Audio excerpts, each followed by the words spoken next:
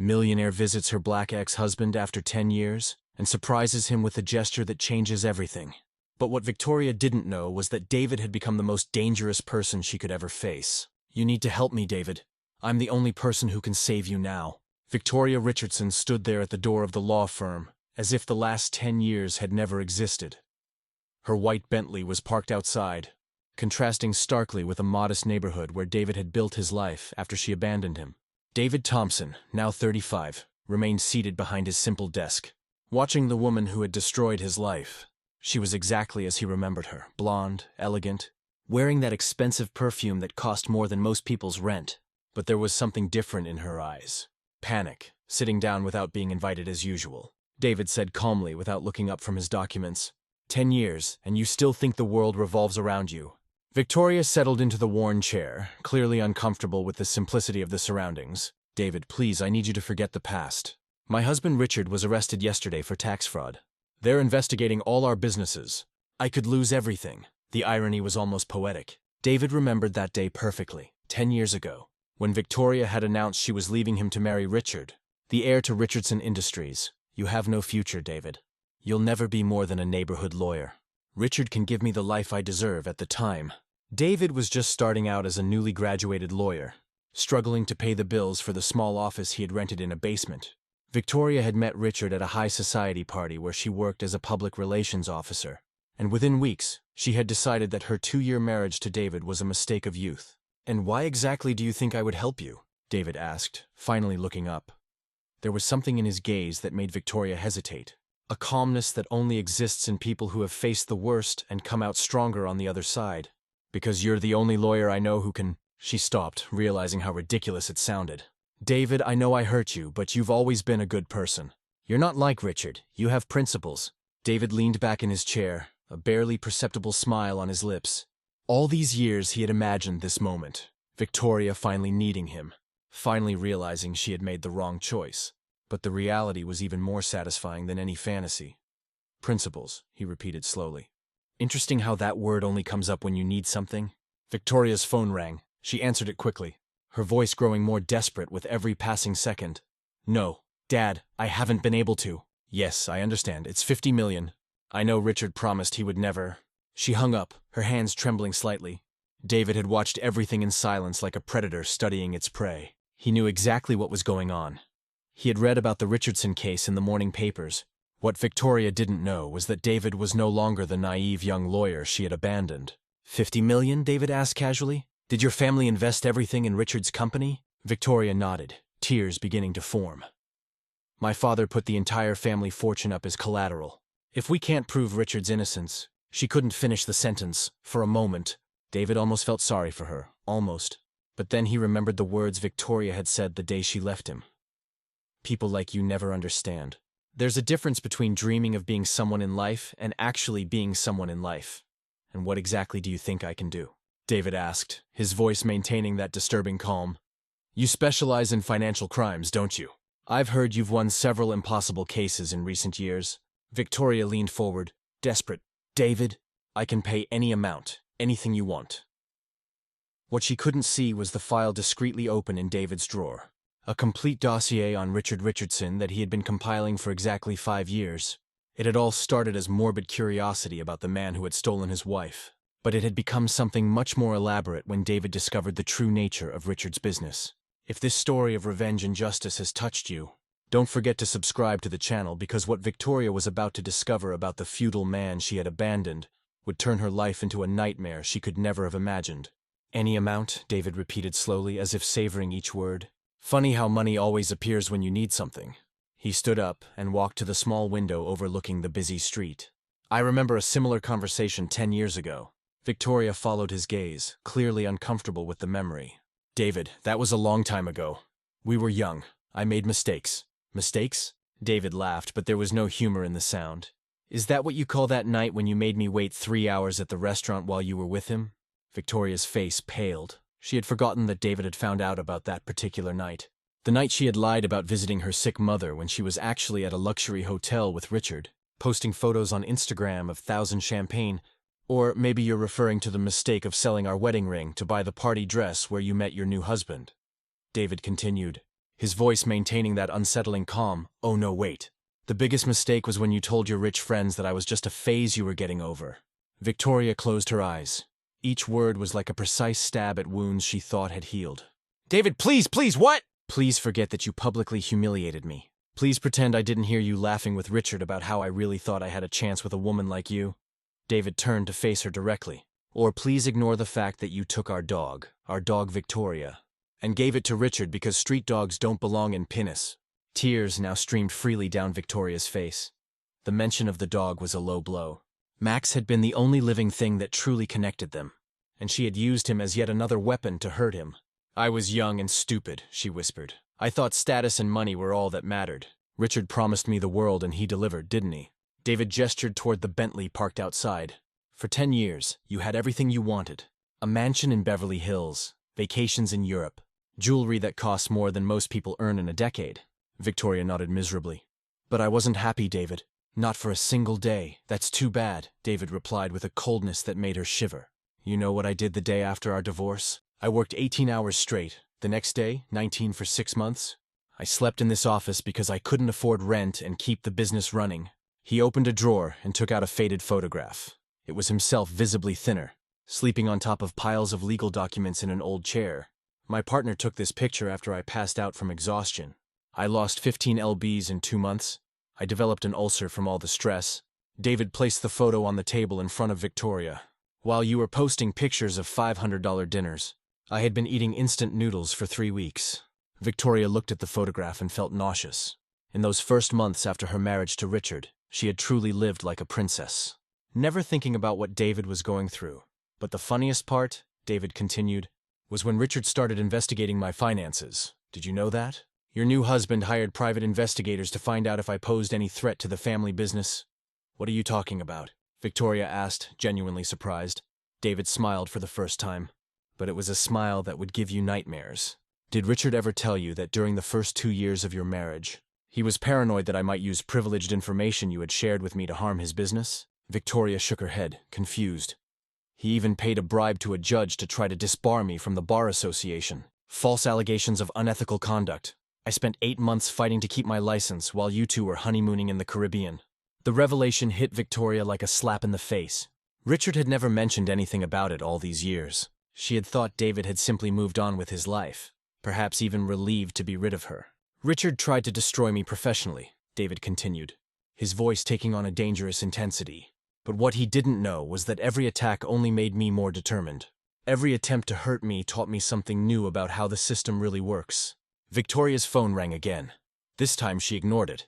"Aren't you going to answer it?" David asked with feigned concern. "I bet it's your father, asking if you found a magic solution for the 50 million Richard lost in fraudulent schemes."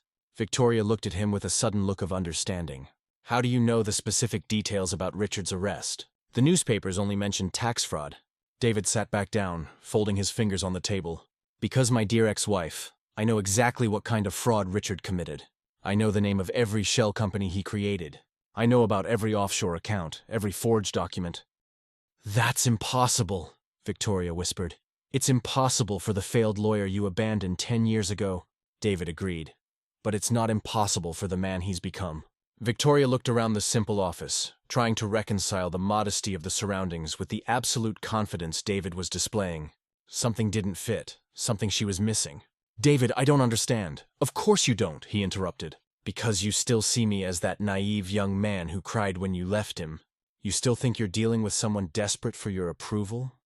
At that moment, the office door opened, and an elegant African-American woman entered, wearing an impeccable suit that cost more than Victoria's car. "David, sorry to interrupt," she said, "but the senator called. He wants to confirm that you'll be at tomorrow's meeting on judicial reform." Victoria watched the interaction, confused. "What senator? What judicial reform?" "Of course, Patricia. Confirm that I'll be there." David turned to Victoria. "Patricia, this is Victoria Richardson. Victoria. Patricia is my partner in the firm." Firm. Victoria thought David worked alone in that small office. Patricia extended her hand politely. "Pleased to meet you, Ms. Richardson. I must say it's ironic to meet you here, considering the work we've done over the past few years." "What work?" Victoria asked, shaking the woman's hand. Patricia looked at David, who nodded almost imperceptibly. "Well," Patricia said with a professional smile, Our firm specializes in cases against companies that commit large-scale tax fraud. Richardson Industries has been one of our targets of investigation for quite some time. Victoria's world stopped. What do you mean, target of investigation? What Patricia is trying to say politely, David explained calmly, is that I've spent the last 5 years building the case against your husband. Every document the FBI found yesterday, I provided it. Victoria stood up abruptly, the chair falling backward. You had Richard arrested. I had justice served, David corrected. Richard is guilty of every crime he was arrested for. I just made sure the authorities had the necessary evidence. The realization hit Victoria with devastating force. She hadn't sought out David by chance.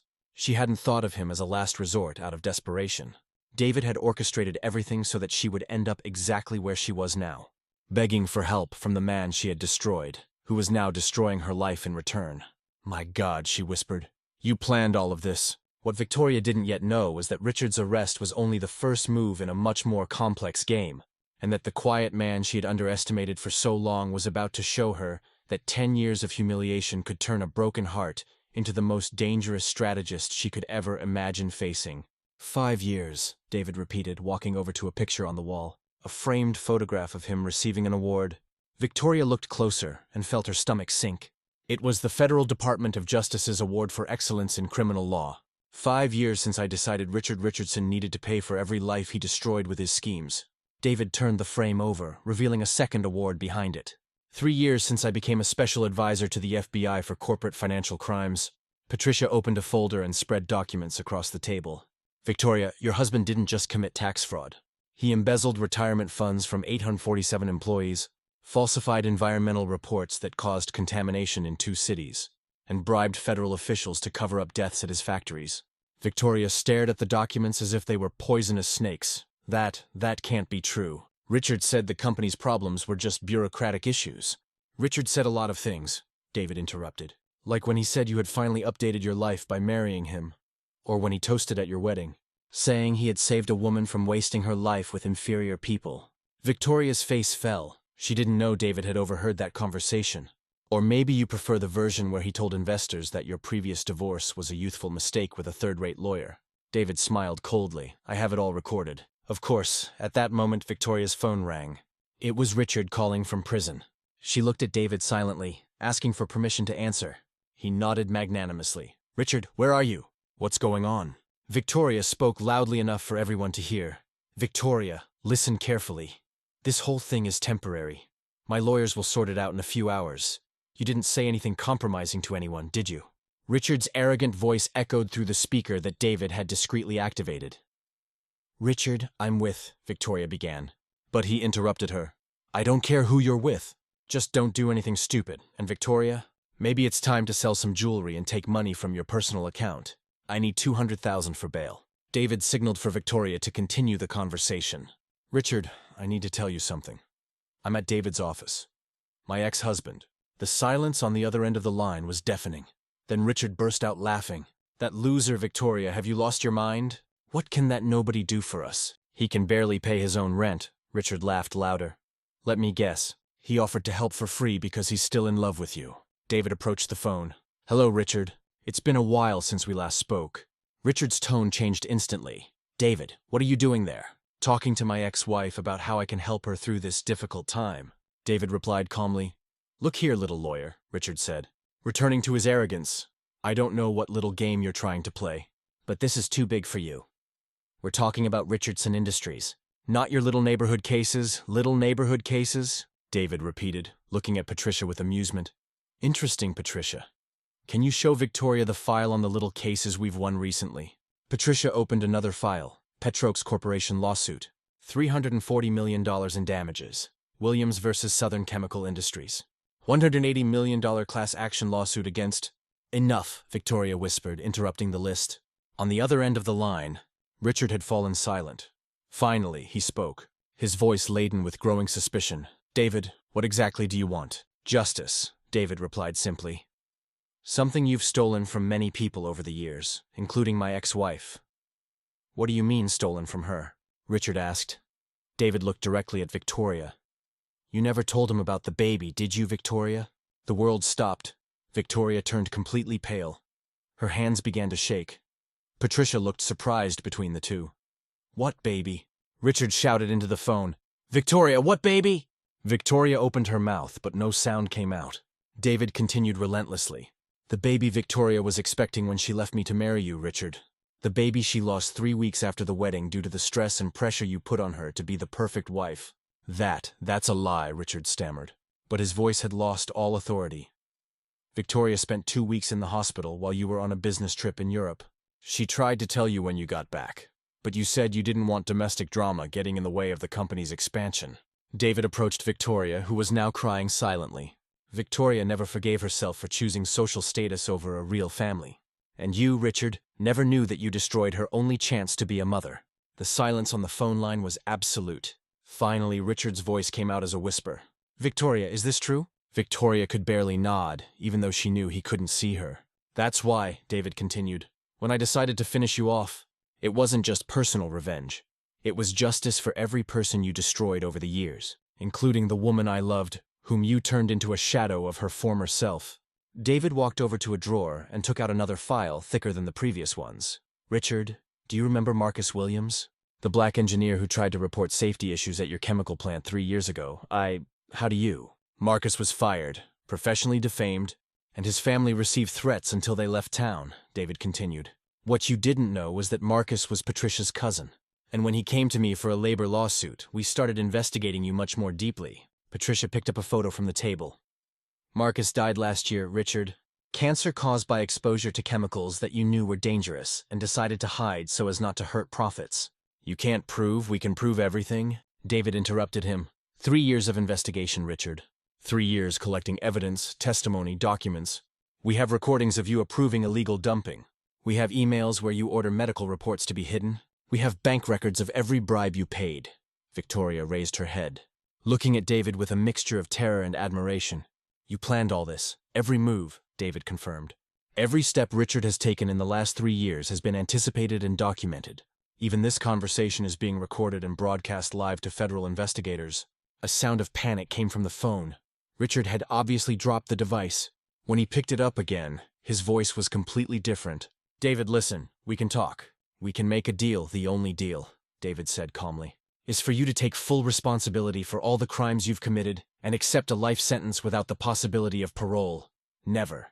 Then I'll see you in court. Richard, and Richard, one last thing, what? David smiled for the first time with genuine joy. Remember that young lawyer with no future that Victoria left 10 years ago? He's become the man who will destroy your empire and prove that true greatness has never had anything to do with a silver spoon or an important surname. The call ended abruptly. Victoria looked at David as if she were seeing a stranger. My God, she whispered. Who have you become? David calmly put the documents away. I've become exactly the person you said I would never be. Victoria, I've become someone Richardson would fear to face. But while Victoria tried to process the magnitude of the transformation of the man she had underestimated for so long, she had no idea that David's true revenge was just beginning, and that in the coming days, she would discover that losing 50 million would be the least of her problems compared to what David had really planned to destroy. And not only Richard, but the entire corrupt system that had allowed men like him to thrive by trampling on people like the idealistic young lawyer she had abandoned. David, Victoria whispered, still processing the magnitude of what she had discovered. You really did all this for revenge? Not for revenge, David corrected, walking over to a TV screen mounted on the wall. For justice, there's a fundamental difference. He turned on the television, tuning into a news channel. The screen showed helicopters flying over Richard's mansion while federal agents carried boxes of evidence. Live broadcast, Patricia explained. The search and seizure warrant was executed 20 minutes ago. It's being broadcast in real time to every station in the country. Victoria watched, mesmerized, as the anchor narrated a coordinated operation that exposed a corruption scheme involving at least 15 public officials, resulting in the largest seizure of assets for financial crimes in the state's history. David's phone rang. He answered it calmly, putting it on speakerphone. David, get me out of here. It was Richard, clearly panicked. They're taking everything. My house, my cars, even Victoria's jewelry. Calm down, Richard. David replied with feigned concern. Tell me exactly what's going on. They have recordings. Recordings of conversations I had years ago. How is that possible? Richard shouted, his voice echoing through what sounded like a cell. David looked directly at Victoria. Remember the renovation you did in Richard's office 3 years ago? When he complained that the work was taking longer than expected, Victoria nodded slowly, a terrible realization dawning on her. Patricia coordinated that renovation, David continued. Our people installed audio devices in strategic locations. 3 years of recording every criminal conversation, every planned bribe, every threat made, my God, Victoria murmured. On the phone, Richard continued. Victoria, are you there? I need you to come visit me. I need to explain some things to you before it's too late. What kind of things? David asked innocently. Not with you listening? Richard exploded. Victoria, there are accounts you don't know about. Accounts with money that doesn't appear in official documents. If you don't withdraw that money today, the feds will find everything. Victoria turned pale. Richard, what accounts? What money are you talking about? The 15 million in the Cayman Islands, the 8 million in Panama? Victoria, that money is in your name. If the feds find it, you'll be arrested as an accomplice. The silence that followed was absolute. Victoria looked at David with an expression of pure terror. You didn't know about the money, did you? David asked softly. Victoria shook her head, unable to speak. Richard used your personal information to open offshore accounts. Patricia explained clinically, standard technique for money laundering. If he got caught, you would take the blame too. From the phone came a groan of despair from Richard. Victoria, you have to understand. It was to protect us. It was a safety plan, safety. Victoria finally found her voice. You put 23 million of dirty money in my name without my knowledge. It was temporary. I was going to transfer it all back once the investigations were over. David approached the phone. Richard, how long have you been planning this safety net? That's none of your business. Actually, it is. David opened another file. We found out that you started transferring money to accounts in Victoria's name 3 days after your wedding. 10 years of using your own wife as a front. Victoria stood up abruptly and began pacing. 10 years. For 10 years, I was your unwitting accomplice. Victoria, listen. Richard tried one last time. You need to leave the country today. Take the money from the accounts and go somewhere without extradition and abandon my father, my family. Victoria asked incredulously. Your family has already lost everything. Your father's 50 million was used as collateral for operations that I knew were illegal. There is nothing left to save. The entire confession had been recorded. Patricia made a discreet gesture and David nodded. Richard, David said calmly, you just confessed on a recorded call that you knowingly used Victoria's family's money for illegal operations, knowing that they would lose everything. The silence on the other end of the line lasted for several long seconds. When Richard spoke again, his voice was completely different. You recorded this conversation, I did, and you're going to use it against me. I already have. The recording was automatically sent to the FBI, federal prosecutors, and 3 different television stations.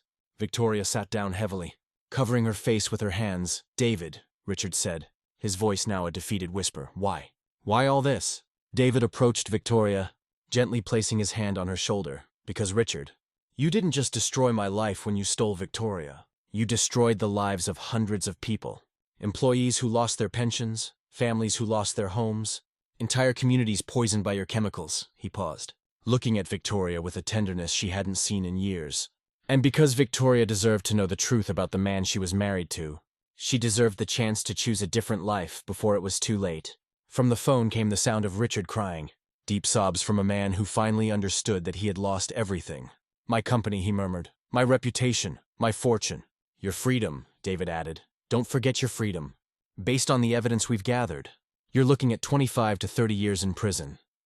Victoria raised her head, looking at David with a mixture of admiration and terror. What about me? What happens to me now? David smiled for the first time with genuine kindness. Patricia has already prepared your defense. You are a victim, not an accomplice. We will prove that Richard forged your signature and used your data without your knowledge. But my father, the 50 million, it will be recovered. Patricia interrupted. At least in part. Richard's seized assets will be sold, and the victims, including your family, will receive reparations. Richard had stopped crying, his voice now laden with a last spark of venom. David, you may have defeated me, but Victoria will never forgive you for destroying her life. 2. David looked directly at Victoria.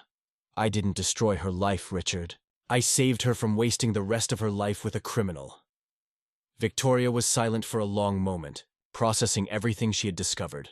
Finally, she spoke. Richard, 10 years ago you told me that David would never amount to anything in life, that I deserved better than a third-rate lawyer, Victoria. Today I discovered that this third-rate lawyer has become the most honest man I have ever known. while you became a criminal who used my own identity to launder dirty money." The call ended abruptly. Richard had hung up. But the silence that followed was filled with the sound of the television, where reporters continued to narrate the fall of the Richardson empire. Victoria looked at David with tears in her eyes.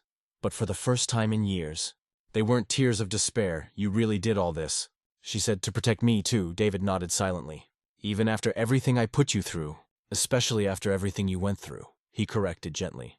As the news showed Richard being transferred to a maximum security prison and the Richardson family's assets being catalogued for auction, Victoria finally understood that the man she had abandoned for considering him without a future had become exactly the kind of person she always said she wanted by her side. Someone with enough power to protect her, intelligence to win any battle, and above all, integrity to do it all for the right reasons.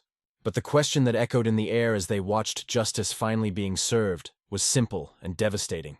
Was it possible to rebuild a love on the wreckage of so much lost time and so many wrong choices? 2 years later, David was in the same courtroom where Richard had been sentenced to 28 years in prison, this time as a special advisor to the Department of Justice. He was presenting reforms to the legal system. "Real change begins when we stop accepting injustice as normal," he told the packed audience in the front row. Victoria watched him with admiration. They had slowly reconciled, building something new on solid foundations. She now ran an NGO that helped victims of financial crimes. David's phone rang, a message from prison. Richard begged for forgiveness for the 1,000th time, saying he finally understood the harm he had caused. David showed the message to Victoria. "What do you think?"